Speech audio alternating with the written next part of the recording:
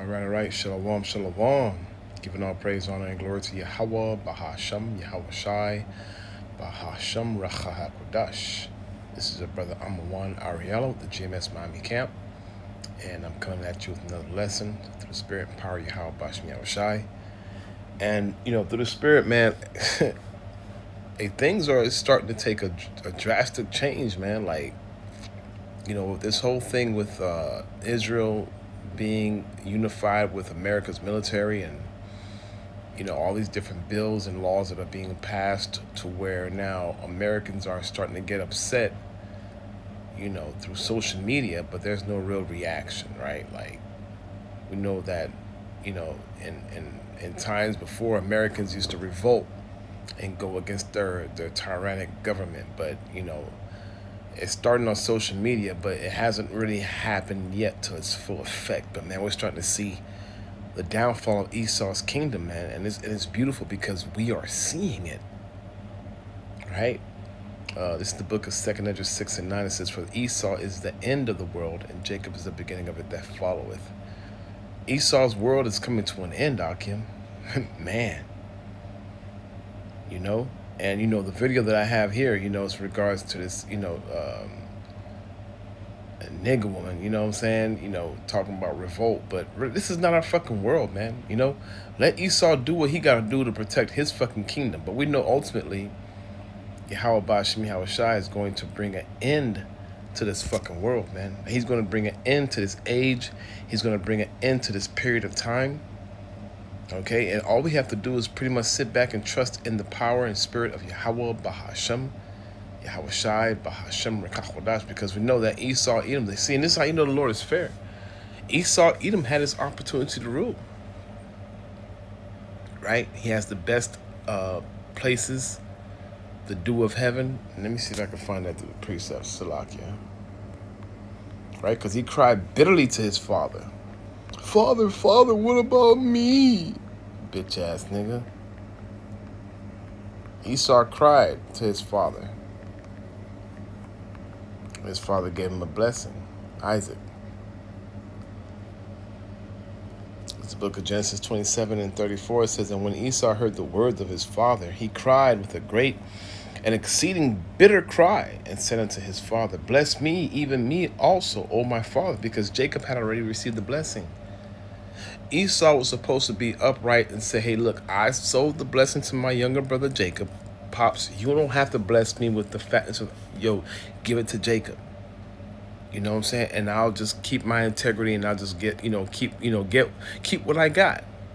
But no, he tried to fucking deceive his dad. He didn't tell his dad that he sold his blessing to Jacob. So when Jacob supplanted his ass, yo bitch ass nigga, yeah, Jacob supplanted your bitch ass and you got mad. Right? Because he already peeped what kind of person you are. You weren't forthwith.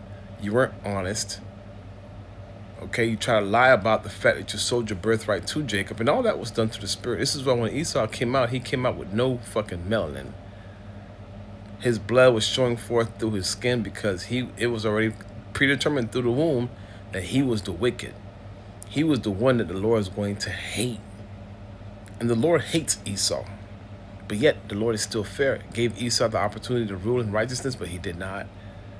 He ruled in wickedness, destroyed the earth, destroyed the air, destroyed the water, destroyed the food, destroyed the people.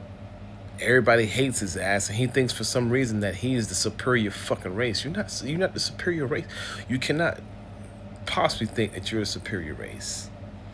Especially when we talk about the so-called Negro, Latino, Native American building up your country, building up what the things that you enjoy today was created and invented by Esau, so-called white man. Okay? But he cried bitterly with a bitter cry. In verse 35 it says, "And he said, Thy brother came with subtlety and has taken away thy blessing." But it was already set up to the Spirit. The Lord already knew that he was going to give the blessing to Jacob, whose name was later on changed to Yashar Allah, he Prince Power. And he said, "Isn't it not rightly named so Jacob? For he has supplanted me these 2 times." Right. Now let's look into the word supplant, because Esau thinks he's fucking slick. Bitch ass nigga. All right, to supplant. By strategy or scheming, right? To trip up, to overthrow, drive out, usurp, or directly overthrow. Okay? He beguiled.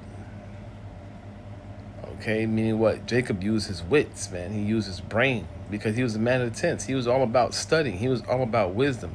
He was all about studying the scribes, the scripts. Jacob was Esau was a carnal man. Going out in the woods, just depending on his strength. But Esau did not think about the spiritual aspect of everything. Or he goes and say, replace one with another. So Esau was supplanted, right? The Lord replaced him with his younger brother. Okay? Esau was rejected. Oh, man. It says, verse 36, Genesis 27:36, and he said, is he not rightly named Jacob? For he has supplanted me these 2 times, right? He usurped me. He replaced me these 2 times. He took away my birthright, right? Because when Esau came, he told Jacob, man, some of this day, let me see, Salakia. I'll get it for you. It's the book of Genesis 25.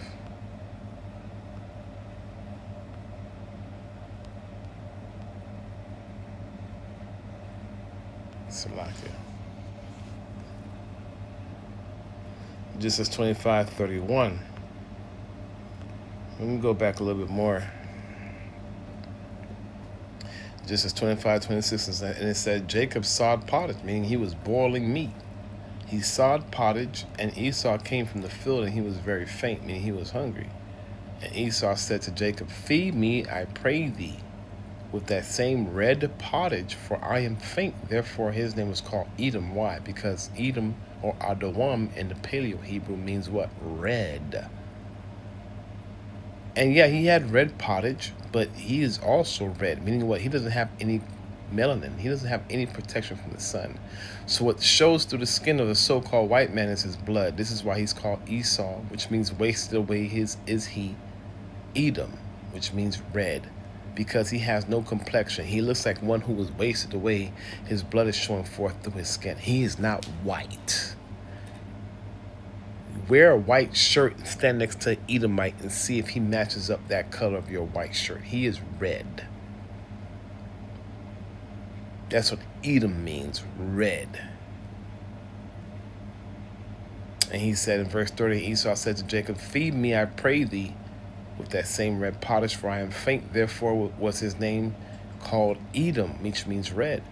And Jacob said, sell me this day thy birthright. Yo, fool, you sold your birthright. Nigga.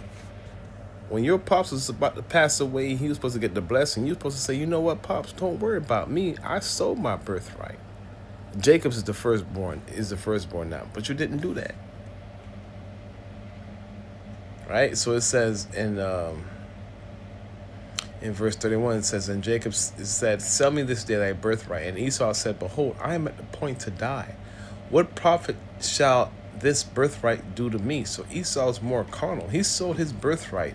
Now, when you understand a birthright, what does that mean? That means that we're going to be the ones who's going to be the apple of the Lord's eye. We're going to be the peculiar people. We're going to be the ones to inherit the earth. We're going to be the ones to inherit the universe. We're going to be the ones who are going to have everlasting bodies. We're going to have everything. We're going to be ruling with who the world calls Jesus Christ, but his name is Yahushai. Rulership, kingship, priesthood. This is what Esau sacrificed for a bowl of fucking red stew. So now he's coming to his senses and he's realizing, damn, I done messed up. I done sold my birthright. And this guy, Jacob, he's going to rule over me forever. But damn, Esau, you had an opportunity to do right. Yeah, the Lord sent us into captivity because of our wickedness, but bro, you was not supposed to do what you did during the time of our captivity. You went above and beyond. You were wicked with it. So now you mad. Verse 33, it says, and Jacob said, swear to me this day. And he sware unto him and sold his birthright unto Jacob. Then Jacob gave Esau bread and pottage of lentils, and he did eat and drink, and rose up and went his way. Thus Esau despised his word. What does it mean to despise his birthright? This is verse 34, Genesis 25, 34. Let's look up the word despise. First, let's go. Let's see what Merriam-Webster says.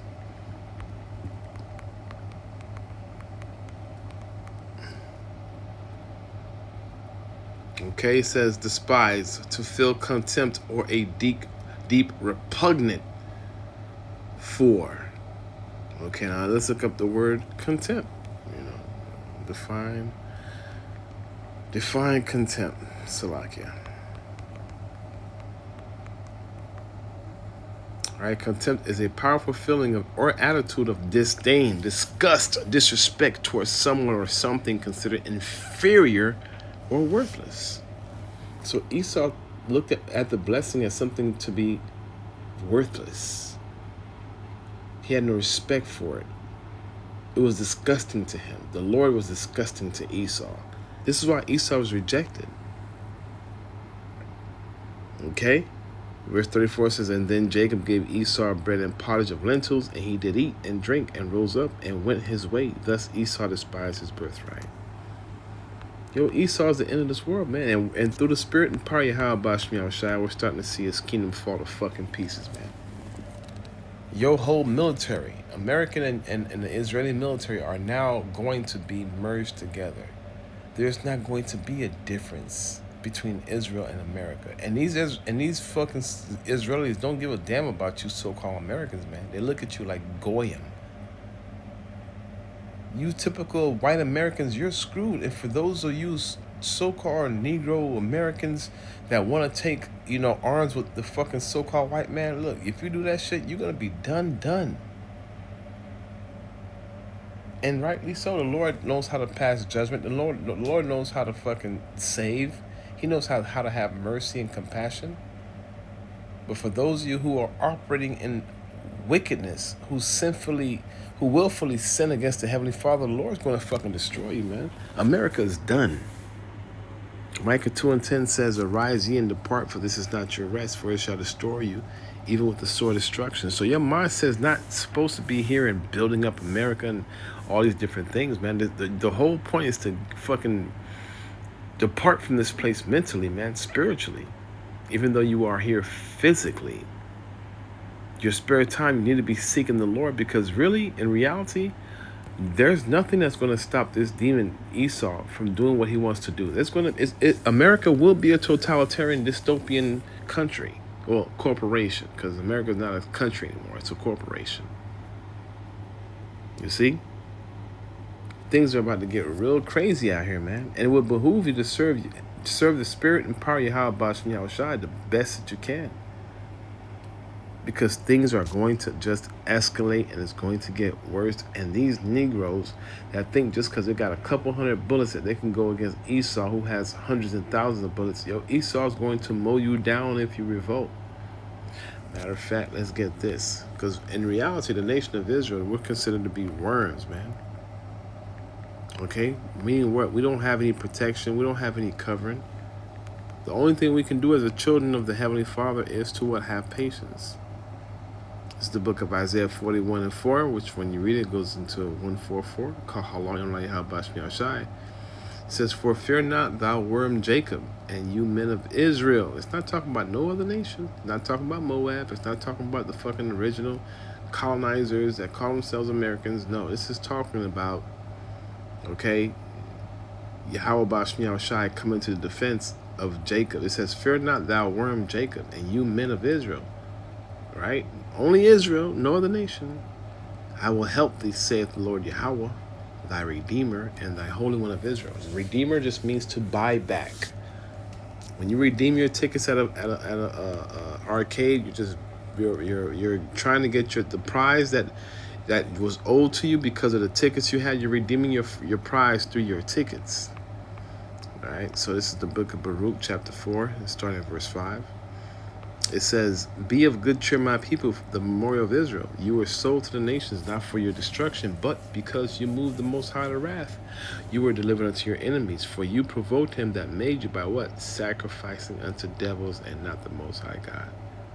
You knew the right way. We knew the right way, but we chose otherwise. So with that, the Lord has to, do what he do. Okay? But look, yeah, we at the end, man. We at the end. All right? We're at the end. Ain't no revolution, man. You could try to revolt. When you go into that word revolt, it's like, yeah.